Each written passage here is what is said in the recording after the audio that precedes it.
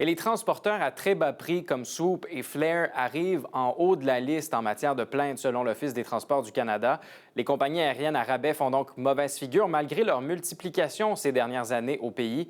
Je me suis d'ailleurs demandé s'il y avait assez de place pour toutes ces compagnies dans un marché comme ici. Voici mon reportage.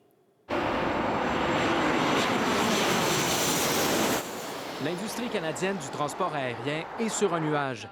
Après avoir été clouée au sol en raison de la pandémie, le tourisme redécolle et avec lui des milliers de voyageurs avides de découvertes.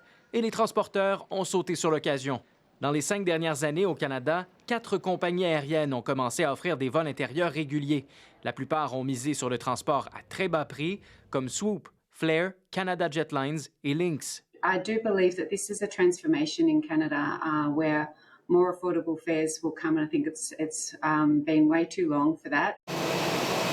Les transporteurs à très bas prix, déjà bien implantés en Europe, font donc leur apparition sur le marché canadien. Et les voyageurs sont les premiers à pouvoir en profiter grâce à des prix souvent très alléchants.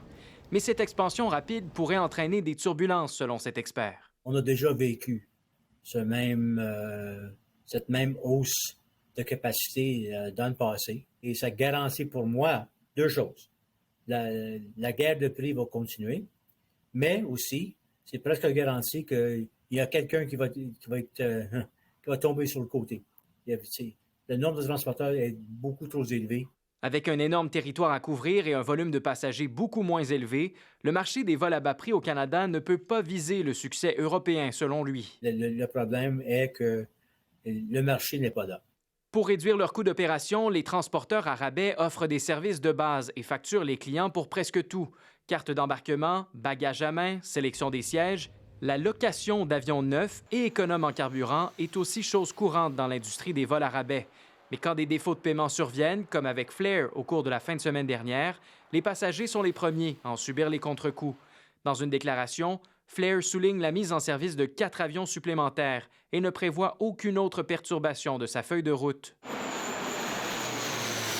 Malgré tout, les transporteurs restent optimistes face aux défis du marché canadien. You have to adopt any business model to the operating environment and the demographics and what the consumers want. So we're adapting the Lynx model to meet the Canadian consumer demand. 3, 2, 1, go!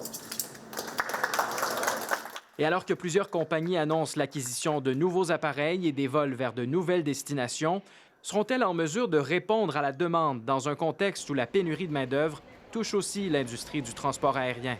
Ici Gabriel Garon, Radio-Canada, Toronto.